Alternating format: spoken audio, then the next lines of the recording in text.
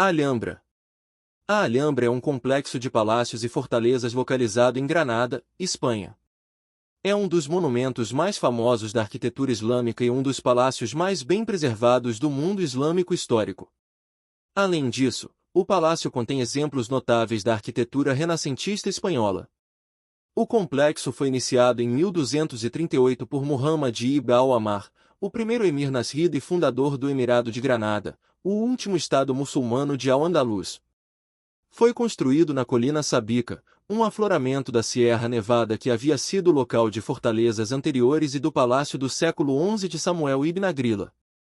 Mais tarde, os governantes nasridas modificaram continuamente o local. As campanhas de construção mais significativas, que deram aos palácios reais muito de seu caráter definidor, ocorreram no século XIV durante os reinados de Yusuf e Muhammad V. Após a conclusão da Reconquista Cristã em 1492, o local tornou-se a corte real de Fernando e Isabel, onde Cristóvão Colombo recebeu o endosso real para sua expedição, e os palácios foram parcialmente alterados.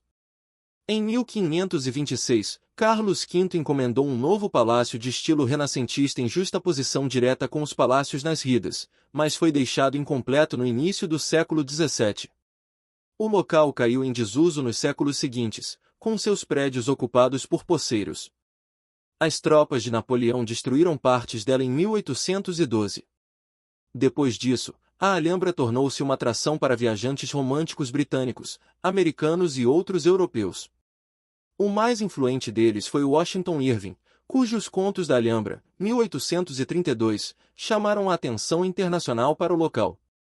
A Alhambra foi um dos primeiros monumentos islâmicos a se tornar objeto de estudo científico moderno e tem sido objeto de inúmeras restaurações desde o século XIX. É agora uma das principais atrações turísticas da Espanha e um patrimônio mundial da Unesco. Durante a Era Nasrida, a Alhambra era uma cidade independente separada do resto de Granada abaixo. Continha a maioria das comodidades de uma cidade muçulmana, como uma mesquita de sexta-feira, âmons, banhos públicos, estradas, casas, oficinas de artesanato, um curtume e um sofisticado sistema de abastecimento de água. Como cidade real e cidadela, continha pelo menos 6 palácios principais, a maioria deles localizados ao longo da borda norte, onde tinham vistas sobre o bairro de Alberice. Os mais famosos e mais bem preservados são o Mexuar, o Palácio de Comares, o Palácio dos Leões e o Palácio do Partal, que formam a principal atração para os visitantes hoje. Os outros palácios são conhecidos de fontes históricas e de escavações modernas. Na ponta oeste de Alhambra está a Fortaleza de Alcazaba. Várias torres menores e portões fortificados também estão localizados ao longo das muralhas da Alhambra. Fora das muralhas de Alhambra e localizado perto do leste está o Generalife, uma antiga propriedade rural nasrida e palácio de verão acompanhado por pomares históricos e jardins paisagísticos modernos. A arquitetura dos palácios nasridas reflete a tradição da arquitetura mourisca desenvolvida ao longo dos séculos anteriores. Caracteriza-se por utilizar o pátio como espaço central e unidade básica em torno da qual se organizaram outros salões e salas. Os pátios normalmente tinham recursos hídricos em seu centro, como um espelho d'água ou uma fonte. A decoração foi focada no interior do edifício e foi executada principalmente com mosaicos de azulejos nas paredes inferiores e estuque esculpido nas paredes superiores. Padrões geométricos, motivos vegetais e inscrições árabes foram os principais tipos de motivos decorativos. Além disso, a escultura semelhante à estalactite, conhecida como muqarnas, foi usada para características tridimensionais, como tetos abobadados. Etimologia: Alhambra deriva do árabe, cuja forma completa era a Fortaleza Vermelha. O Al-Ain da Alhambra significa o em árabe, mas isso é ignorado no uso geral em inglês e espanhol, onde o nome é normalmente dado ao artigo definido. A referência à cor vermelho no nome deve-se à cor avermelhada de suas paredes, que foram construídas em taipa. A cor avermelhada vem do óxido de ferro da argila local usada para esse tipo de construção. A maioria dos nomes usados hoje para estruturas e locais específicos dentro da Alhambra são nomes imaginativos cunhados após o período medieval, geralmente no século XIX. Os nomes árabes originais dos edifícios da era Nasrid não são conhecidos, embora alguns estudiosos tenham proposto conexões entre certos edifícios e alguns dos nomes mencionados em fontes históricas. História. Origens e história inicial. A evidência de uma presença romana não é clara, mas os arqueólogos encontraram restos de fundações antigas na colina Sabíca. Uma fortaleza ou cidadela, provavelmente datada do período visigótico, existia na colina no século IX. A primeira referência ao Al-Amra do Kala foi durante as batalhas entre os árabes e os muladis durante o governo de Abdallah ibn Muhammad, R. 888912. De acordo com documentos sobreviventes da época, o Castelo Vermelho era muito pequeno e suas muralhas não eram capazes de dissuadir um exército com a intenção de conquistar. A primeira referência a Al-Amr veio em versos de poesia presos a uma flecha disparada sobre as muralhas, registrada por Ibn Ayyan, falecido em 1076. No início do século XI, a região de Granada era dominada pelos Zíridas, um grupo berbere sem haja e ramificação dos Zíridas que governavam partes do norte da África. Quando o Califado de Córdoba entrou em colapso após 1009 e a Fitna, guerra civil, começou, o líder Zíridas Avi Ben Ziri estabeleceu um reino independente para si mesmo, a Taifa de Granada. Os Zíridas construíram sua cidadela e palácio, conhecido como Al-Kaaba Al-Kadma, Cidadela Velha ou Palácio Velho, na colina agora ocupada pelo bairro de Albaicin. Estava ligado a duas outras fortalezas nas colinas de Sabíca e Mauror, a sul. No rio Darro, entre a cidadela Zirida e a colina Sabíca, havia uma comporta chamada Bebe al-Dif, Portão dos Pandeiros, que poderia ser fechada para reter água, se necessário. Este portão fazia parte da fortificação que ligava a cidadela Zirida à fortaleza na colina Sabíca e também fazia parte de uma coracha, do árabe Kavraja, um tipo de fortificação que permitia aos soldados da fortaleza acessar o rio e trazer água mesmo em tempos de cerco.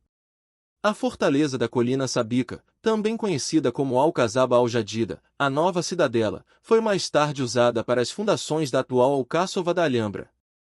Sob os reis Zíridas Abu Zib Maxa e Badiz, a figura mais poderosa do reino era o administrador judeu conhecido como Samuel Anagid, em hebraico, ou Ismail ibn Agrila, em árabe.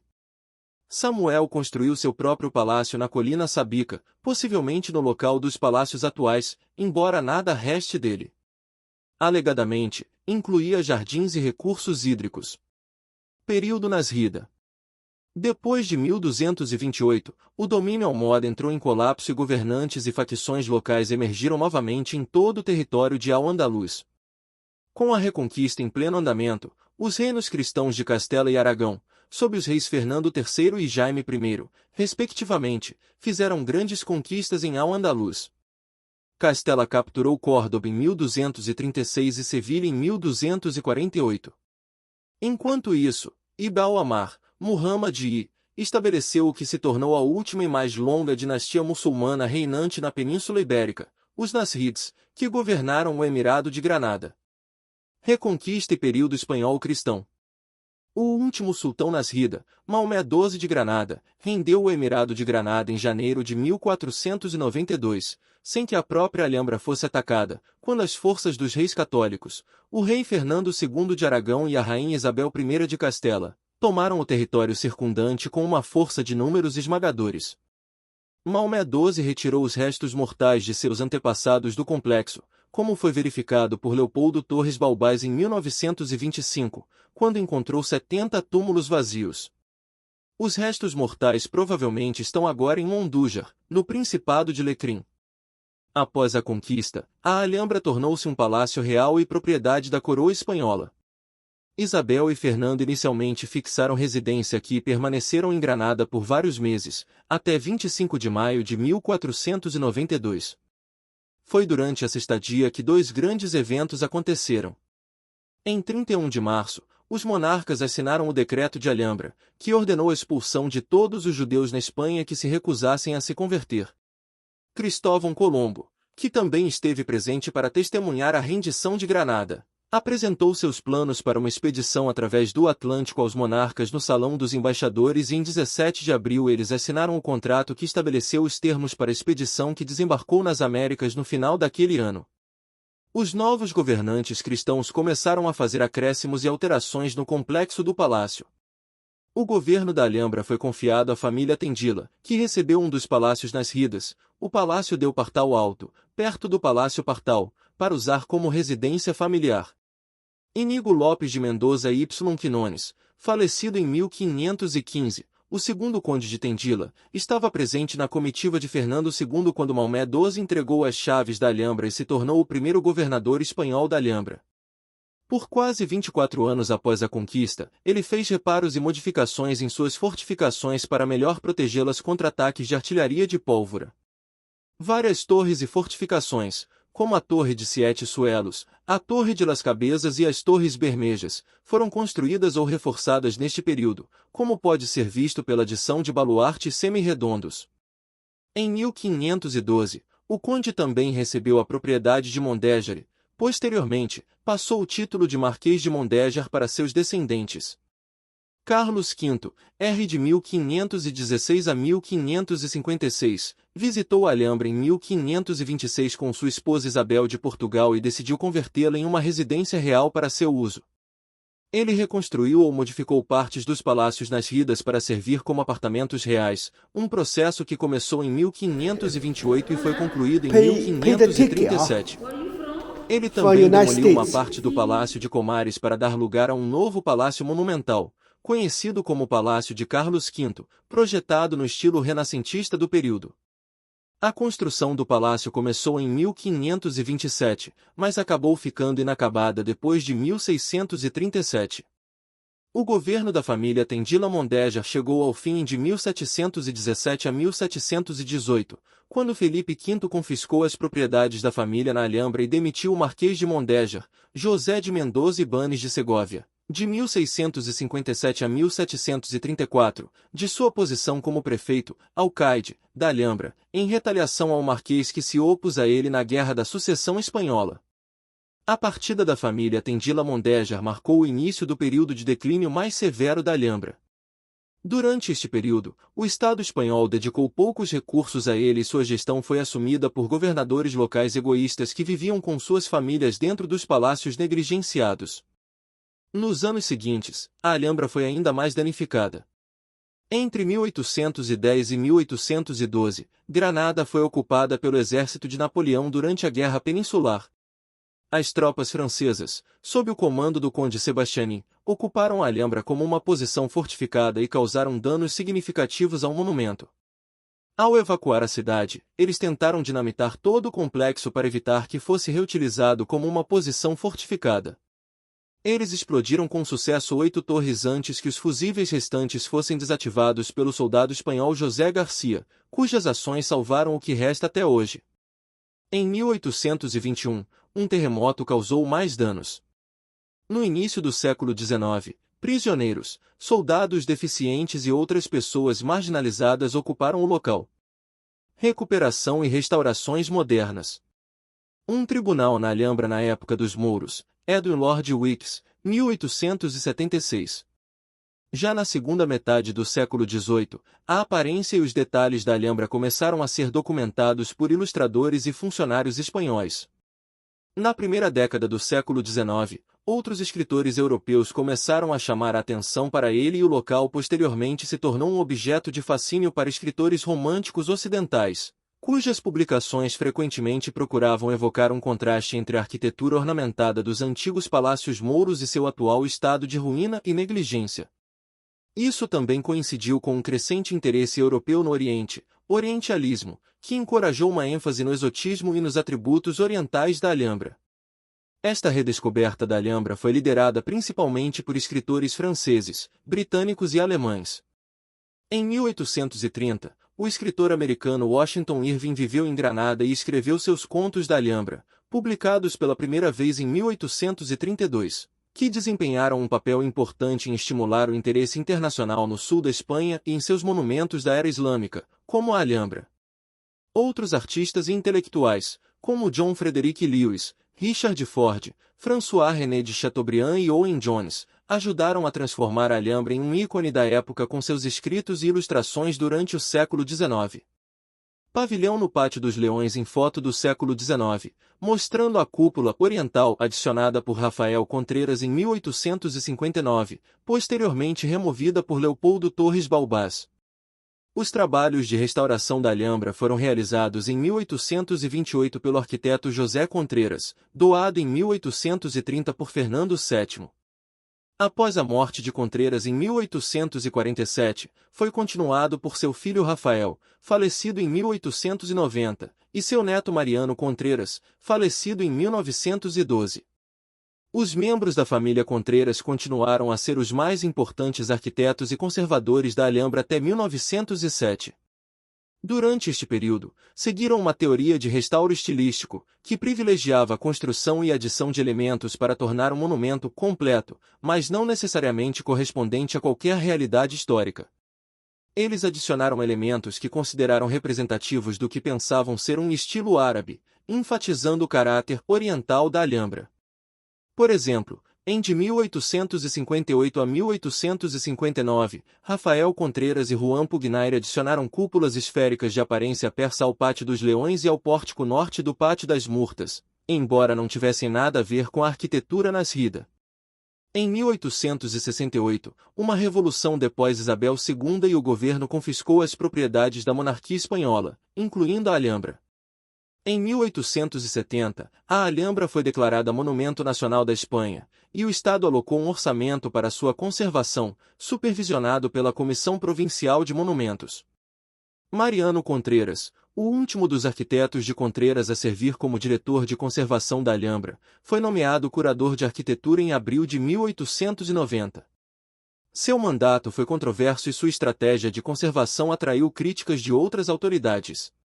Em setembro de 1890, um incêndio destruiu grande parte da sala de labarca do Palácio de Comares, o que evidenciou a vulnerabilidade do local. Um relatório foi encomendado em 1903. Isso resultou na criação de uma comissão especial em 1905.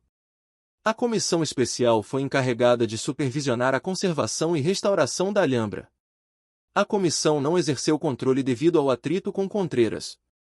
Em 1907, Mariano Contreras foi substituído por Modesto Sendoya, cujo trabalho também foi criticado. Sendoya começou muitas escavações em busca de novos artefatos, mas muitas vezes deixou essas obras inacabadas. Ele restaurou alguns elementos importantes do local, como o sistema de abastecimento de água, mas negligenciou outros. Devido ao atrito contínuo com Sendoya, a comissão especial foi dissolvida em 1913 e substituída pelo Conselho, Patronato, da Alhambra em 1914, que foi novamente encarregado de supervisionar a conservação do local e o trabalho de Sendoya. Em 1915, estava ligado diretamente à Direção-Geral de Belas Artes do Ministério da Educação Pública, mais tarde Ministério da Educação Nacional. Como Mariano Contreras antes dele, Sendoya continuou a entrar em conflito com o órgão de supervisão e a obstruir seu controle. Ele acabou sendo demitido de seu cargo em 1923. Século XIX. Século XXI. A Alcazaba antes e depois das obras de restauração do século XX, vista da Torre Quebrada. Depois de Sendoya, Leopoldo Torres Balbás foi nomeado arquiteto-mor de 1923 a 1936. A nomeação de Torres Balbás, um arqueólogo e historiador da arte treinado, marcou uma mudança definitiva para uma abordagem mais científica e sistemática da conservação da Alhambra. Ele endossou os princípios da Carta de Atenas de 1931 para a restauração de monumentos, que enfatizava a manutenção regular, o respeito pelo trabalho do passado, a proteção legal dos monumentos patrimoniais e a legitimidade das técnicas e materiais modernos na restauração, desde que fossem visualmente reconhecíveis. Muitos dos edifícios da Alhambra foram afetados por seu trabalho. Algumas das mudanças e adições imprecisas feitas pelos arquitetos de Contreras foram revertidas. O jovem arquiteto abriu arcadas que haviam sido muradas, reescavou piscinas preenchidas, substituiu azulejos ausentes, completou inscrições que não tinham partes de suas letras de estuque e instalou um teto no palácio ainda inacabado de Carlos V. Ele também realizou escavações arqueológicas sistemáticas em várias partes da Alhambra, desenterrando estruturas nas ridas perdidas, como o Palácio del Partal Alto e o Palácio dos Abencerrages, que forneceram uma visão mais profunda da antiga cidade-palácio como um todo. O trabalho de Torres Balbás foi continuado por seu assistente, Francisco Prieto Moreno, que foi o curador-chefe de arquitetura de 1936 a 1970. Em 1940, um novo Conselho da Alhambra foi criado para supervisionar o local, que permaneceu no comando desde então. Em 1984, o governo central em Madrid transferiu a responsabilidade pelo local para o governo regional da Andaluzia e, em 1986, novos estatutos e documentos foram desenvolvidos para regular o planejamento e a proteção do local. Em 1984, a Alhambra e a Generalize também foram listadas como Patrimônio Mundial da Unesco. A Alhambra é hoje um dos destinos turísticos mais populares da Espanha. Pesquisas, investigações arqueológicas e trabalhos de restauração também permaneceram em andamento no século XXI. Layout.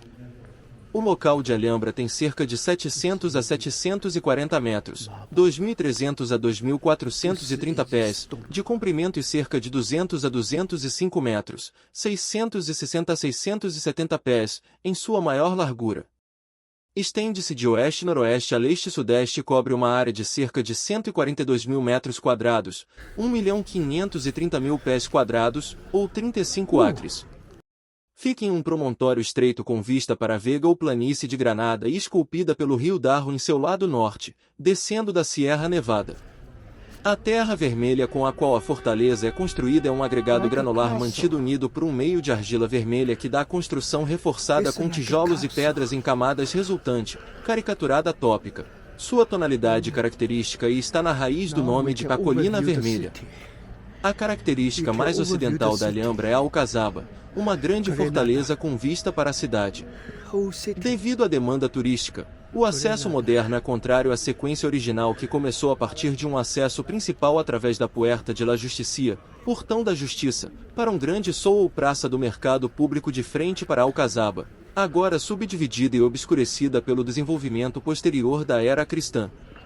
Da Puerta del Vino corria Calle Real, Rua Real, dividindo a Alhambra ao longo de sua espinha axial em um bairro residencial ao sul, com mesquitas, âmons, casas de banho, e diversos estabelecimentos funcionais, e uma porção norte maior, ocupada por vários palácios da nobreza com extensos jardins paisagísticos com vistas para o Albaicín.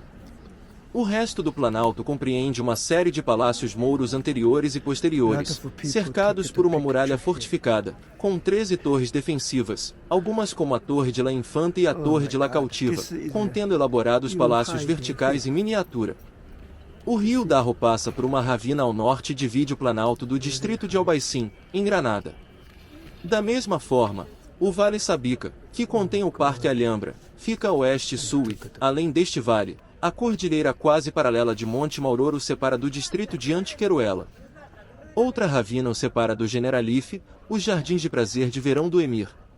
Salmeron Escobar observa que o plantio posterior de olmos descidos obscurece a percepção geral do layout, de modo que uma melhor leitura da paisagem original é dada no inverno, quando as árvores estão nuas.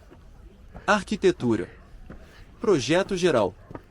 O design e a decoração dos palácios nas ridas são uma continuação da arquitetura mourisca, islâmica ocidental, dos séculos anteriores, mas desenvolveram suas próprias características. 98. A combinação de pátios cuidadosamente proporcionados, recursos hídricos, jardins, arcos em colunas delgadas e decoração de estuque e azulejos intrincadamente esculpidos dá à arquitetura nas ridas qualidades que são descritas como etéreas e íntimas. As paredes foram construídas principalmente em taipa, concreto de cal ou tijolo e depois cobertas com gesso, enquanto a madeira, principalmente pinho, foi usada para telhados, tetos, portas e persianas. Os edifícios foram projetados para serem vistos de dentro, com sua decoração voltada para o interior. A unidade básica da arquitetura do palácio nas ridas era um pátio retangular com uma piscina, fonte ou canal de água em seu centro. Os pátios eram flanqueados em 2 ou 4 lados por salões, muitas vezes precedidos por pórticos com arcadas. Muitas dessas estruturas apresentavam um mirador, uma sala que se projetava do exterior com vistas panorâmicas dos jardins ou da cidade. Os edifícios foram projetados com um sistema proporcional matemático que lhes confere uma qualidade visual harmoniosa. O layout dos pátios, a distribuição das janelas e o uso de recursos hídricos foram projetados com o clima em mente, resfriando e ventilando o ambiente no verão, minimizando as correntes de ar frio e maximizando a luz solar no inverno. Os quartos do andar superior eram menores e mais fechados, tornando-os mais adequados para uso durante o inverno. Os pátios eram geralmente alinhados na direção norte-sul, o que permite que os salões principais recebam luz solar direta ao meio-dia durante o inverno, enquanto durante o verão o sol mais alto do meio-dia é bloqueado pela posição e profundidade dos pórticos em frente a esses salões. Arquitetos e poetas. Pouco se sabe sobre os arquitetos e artesãos que construíram a Alhambra, mas sabe-se mais sobre o DWN ou chancelaria. Esta instituição parece ter desempenhado um papel cada vez mais importante no projeto de edifícios, provavelmente porque as inscrições passaram a aparecer com tanto destaque em sua decoração. O chefe da chancelaria era muitas vezes também o vizir, primeiro-ministro, do sultão. Embora não sejam exatamente arquitetos, os mandatos de muitos indivíduos nessas posições coincidem com as principais fases da construção na Alhambra, o que sugere que eles desempenharam um papel na liderança de projetos de construção. As figuras mais importantes que ocuparam esses cargos, como Ibn al-Jayab, Ibn al-Khatib e Ibn Zamrak, também compuseram grande parte da poesia que adornava as paredes da Alhambra. Ibn al-Jayab serviu como chefe da chancelaria em vários momentos entre 1295 e 1349 sob 6 sultões de Muhammad II al-Yusuf, e Ibn al-Khatib serviu como chefe da chancelaria e como vizir por vários períodos entre 1332 e 1371, sob os sultões Yusuf e Muhammad Ibn Zamrak, que serviu como vizir e chefe da chancelaria por períodos entre 1354 e 1393, sob Muhammad V e Muhammad VII. Decoração. Estuque esculpido, ursinho em espanhol, e mosaicos foram usados para decoração de paredes, enquanto os tetos eram feitos em madeira, que poderia ser esculpida e pintada por sua vez. Mosaicos de azulejos e tetos de madeira geralmente apresentam motivos geométricos. Os azulejos eram usados para paredes inferiores ou pisos, enquanto o estuque era usado para as zonas superiores. O estuque era tipicamente esculpido com motivos arabescos vegetais, motivos epigráficos, motivos geométricos ou motivos sábito. Poderia ser esculpido em mucarnas tridimensionais, modarabas em espanhol. Inscrições árabes, uma característica especialmente característica da Alhambra, foram esculpidas ao longo das paredes e incluíam trechos do Alcorão, poesia de poetas da corte Nasrida e a repetição do lema Nasrida o Ilagali Bilala. O mármore branco extraído de Macael, na província de Almeirã, também foi usado para fazer fontes e colunas delgadas. Os capitéis das colunas consistiam tipicamente em uma seção cilíndrica inferior esculpida com folhas de acanto estilizadas, uma seção cúbica superior com motivos vegetais ou geométricos e inscrições, como o lema Nasrida, correndo ao longo da base ou da borda superior. Embora a decoração em estuque, os tetos de madeira e os capitéis de mármore da Alhambra muitas vezes pareçam incolores ou monocromáticos hoje, eles foram originalmente pintados em cores vivas. As cores primárias, vermelho, azul e, no lugar do amarelo, dourado, foram as mais proeminentes e foram justapostas para alcançar um certo equilíbrio estético, enquanto outras cores foram usadas de maneiras mais sutis no fundo. Inscrições. A Alhambra apresenta vários estilos da epigrafia árabe que se desenvolveu sob a dinastia Nasrid, e particularmente sob Yusuf e Muhammad V.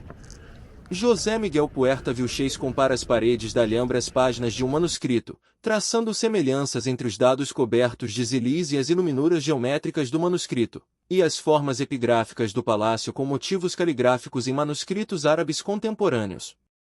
As inscrições normalmente corriam em faixas verticais ou horizontais, ou eram colocadas dentro de cartelas de formato redondo ou retangular. A maioria das principais inscrições na Alhambra usam Nasqi ou escrita cursiva, que era a escrita mais comum usada na escrita após o início do período islâmico. Tulut era uma derivação da escrita cursiva frequentemente usada para contextos mais pomposos ou formais, favorecido, por exemplo, nos preâmbulos de documentos preparados pela chancelaria Nasrida. Muitas inscrições na Alhambra foram compostas em uma escrita mista na escrito lute. Faixas de escrita cursiva frequentemente alternavam com frisos ou cartelas de escrita cúfica. O cúfico é a forma mais antiga de caligrafia árabe, mas no século XIII as escritas cúficas no mundo islâmico ocidental tornaram-se cada vez mais estilizadas em contextos arquitetônicos e podiam ser ilegíveis. Na Alhambra, há muitos exemplos de cúfico com nós, um estilo particularmente elaborado em que as letras se unem em nós intrincados. As extensões dessas letras podiam se transformar em tiras que continuavam e formavam motivos mais abstratos ou às vezes formavam as bordas de uma cartela abrangendo o resto da inscrição.